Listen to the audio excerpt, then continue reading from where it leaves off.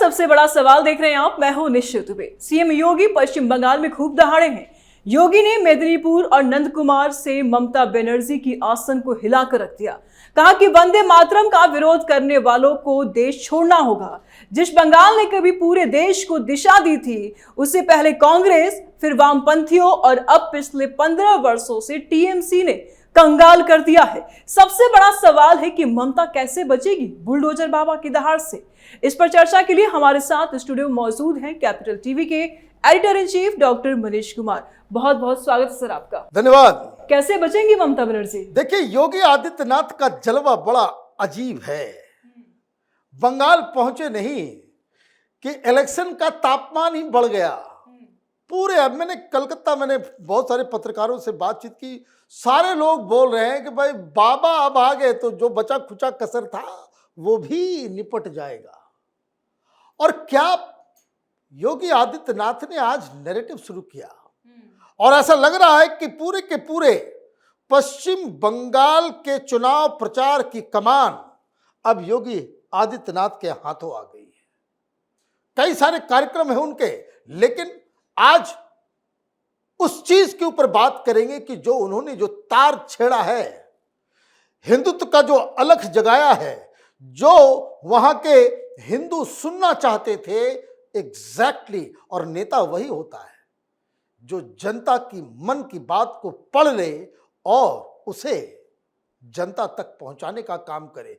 तो मन की बात उन्होंने पढ़ ली, दिल की बात सुन ली और वही अपने भाषण में पिरो दिया। सबसे मजेदार, टीएमसी का अलग फुल फॉर्म उन्होंने बता दिया। टी फॉर तुष्टिकरण, M for mafia raj and C for cut money. लीजिए, और ये तीनों चीजें ऐसी है जिसको लेकर के त्रस्त है। और ये सारी चीजें कहां हो रही है? उन जगहों पे इनको भेजा जा रहा है जहां बीजेपी जीतती ही नहीं है। ममता बनर्जी के गढ़ में योगी आदित्यनाथ को उतारा गया है और जो दहाड़ रहे हैं उसका सीधा सीधा इंपैक्ट आप यकीन कीजिए इसका नतीजों के ऊपर साफ साफ नजर आएगा। सबसे बड़ी चीज जो उन्होंने जो बात कही, और ये हर बंगाल के निवासी को, बंगाली हिंदुओं को ये समझना पड़ेगा, अपने दिमाग पे जरा जोर डालो। ममता बनर्जी इनसाइडर आउटसाइडर, ममता बनर्जी की बांग्ला कल्चर। पिछली बार क्या कहती थी? तुम ही बांग्ला जानो, तुम ही बांग्ला कल्चर जानो, ये सवाल पूछती थी। इस बार पलट के योगी आदित्यनाथ ने सवाल कर दिया है ऐसा, मामला उठा दिया है ऐसा कि टीएमसी को भागना पड़ेगा। उन्होंने क्या कहा कि बहुत जल्द बंगाल के अंदर आधे लोग उर्दू बोलेंगे। आप ये देखिए क्या मसला उन्होंने उठाया। हिंदू और मुसलमानों को अलग अलग देश दे दिया गया था, है ना?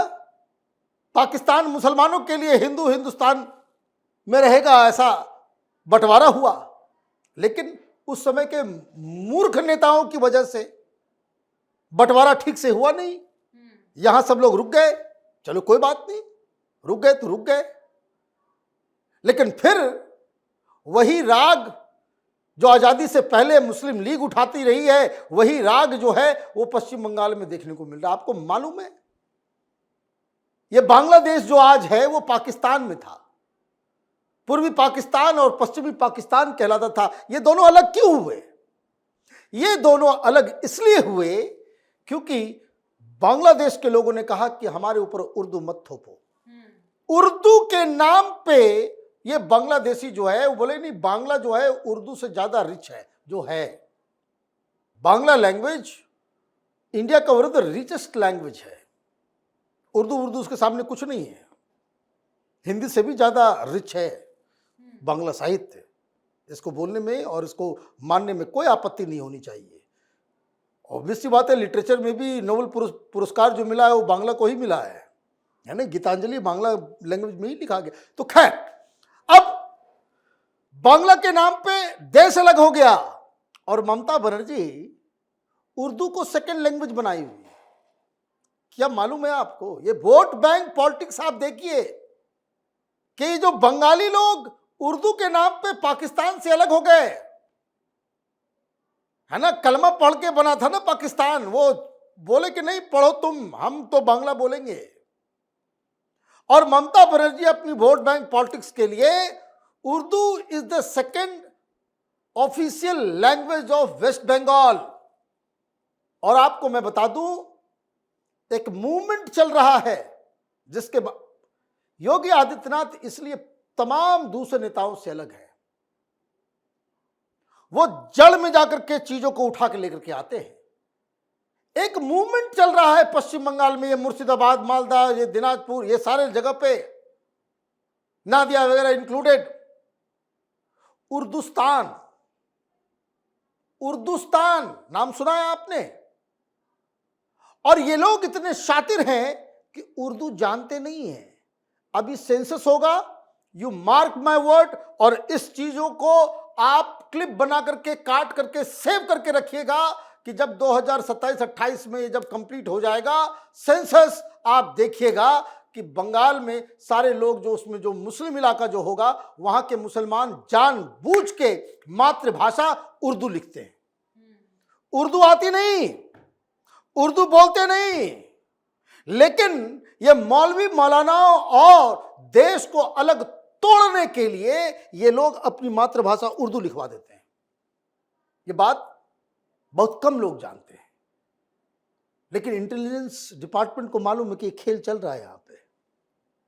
उर्दूस्तान, इसलिए देखिए वोट पाने के लिए पाकिस्तान से पहले लाया जाता था सिंगर गुलाम अली। ममता बनर्जी को हिंदी ठीक से आती नहीं, और गुलाम अली जो है वो मिर्जा गालिब गा रहा है और ऐसे से माथा हिला रही है ममता बनर्जी, बताओ, है ना? तो ये तमाशा राजनीति के नाम पे। तो योगी आदित्यनाथ ने कल कहा यही कि आधा से ज्यादा लोग उर्दू बोलने वाले हो जाएंगे, कहां जाएगा तुम्हारा बांग्ला, कहां जाएगा बांग्ला कल्चर। तो उन्होंने कहा कि जिसको उर्दू बोलना है भागो यहां से, जाओ जहां उर्दू बोला जाता है, पाकिस्तान, पाकिस्तान जाओ, उर्दू बोलना है तो आपने ये जो बांग्ला कल्चर, बांग्ला आइडेंटिटी का जो सवाल उठाया, Mamata Banerjee should be the last person to talk about it. तो पहली चीज तो ये उन्होंने उठा दिया। भ्रष्टाचार वगैरह के बारे में तो बातचीत, वंदे मातरम, वंदे मातरम तो बंगाल से ही निकला, और वो नहीं बोलोगे तुम तो वंदे मातरम नहीं बोलोगे तो रहने नहीं दिया जाएगा। ये आदित्यनाथ की लाइन है।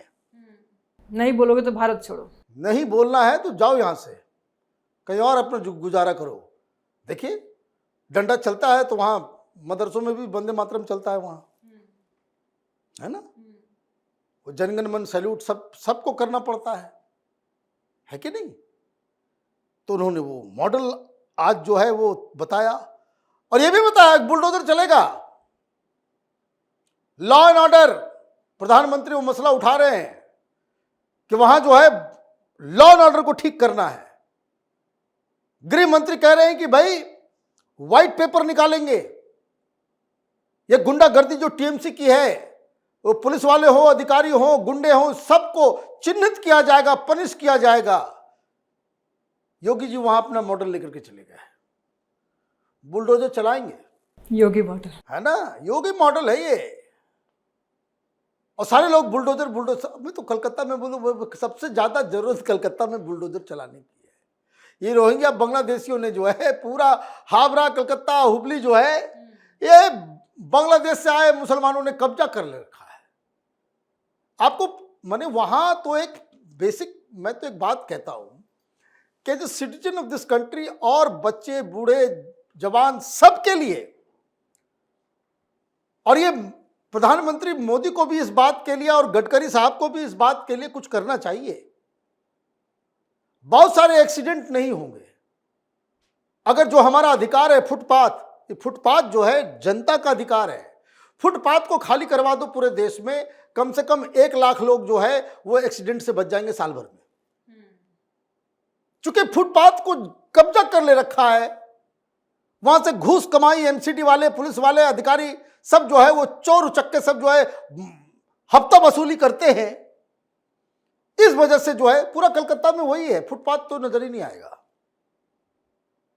पूरा बाजार सब कुछ जो है वो फुटपाथ से। अब जाइए किसी भी बाजार में फुटपाथ के ऊपर, और सिर्फ वो बांग्लादेशी मुसलमान जो है वो रोहिंग्या लोग दुकान खोल करके बैठे हुए हैं, कोई दूसरा मिलेगा नहीं। और कोई बोलेगा तो बोलेगा देखो हिंदू मुसलमान करता है। अरे भाई 1000 दुकान कहीं पे इलीगली चल रहा है फुटपाथ के ऊपर और सबके सब मुसलमान है, तो आंख बंद कर ले क्या? बोले नहीं भाई मुसलमान सबको दुकान खोले हुए। तो योगी आदित्यनाथ जो है वो जनता, यही क्वालिटी है जनता से जुड़े हुए नेताओं की, परेशानी समझते, तो वो जानते हैं तो वो किस तरीके से वहां हिंदुत्व का। अच्छा, योगी आदित्यनाथ को तो बोलने की जरूरत है नहीं, हिंदू हिंदू करने की उनको आवश्यकता नहीं है।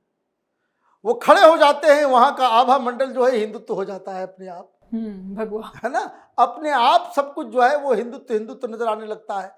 तो जिस तरीके से एंट्री हुई है और योगी आदित्यनाथ का जिस तरह से कार्यक्रम है, बताया जा रहा है कि जितने भी उम्मीदवार हैं, तो होता है फीडबैक कि वहाँ संगठन में और उम्मीदवार भाई कि हमारे यहाँ इसका प्रचार करवा दीजिए, तो सारे लोग बोल रहे हैं योगी आदित्यनाथ को लेकर के आ जाओ। सारे उम्मीदवार यही कह रहे हैं कि भाई योगी आदित्यनाथ को ले आओ। ये प्रधानमंत्री मोदी के बाद इस देश में किसी भी लीडर जिसका ऑल इंडिया इस तरह का समर्थन हो, लोग इतना प्यार करते हो, वो योगी आदित्यनाथ है। ये तो साबित हो गया। लेकिन जिस तरीके के मुद्दे को उन्होंने टच किया है और जिस तरीके से हमलावर वो टीएमसी के ऊपर हुए हैं, ममता बनर्जी को तो डील कर पाना बड़ा मुश्किल हो जाएगा। अब प्रधानमंत्री अमित शाह अभी तक वहीं लगे हुए थे, एक नया फ्रंट जो है योगी आदित्यनाथ ने खोल दिया है, तो अभी तो इलेक्शन में बड़ा मजा आने वाला है। बहुत बहुत शुक्रिया सर तमाम जानकारियों के लिए। धन्यवाद। तो बंगाल में ममता की हालत खराब हो रही है। बीजेपी की ताबड़तोड़ रैलियों से ममता डरी हुई है और इस बार बंगाल का जंग आसान नहीं होने वाला है। फिलहाल सबसे बड़ा सवाल में इतना है। वीडियो को लाइक करें, ज्यादा से ज्यादा शेयर करें, अपनी राय आप जरूर दें, चैनल को सब्सक्राइब करें। जल्द मिलते हैं नए अपडेट के साथ। दीजिए इजाजत, नमस्कार।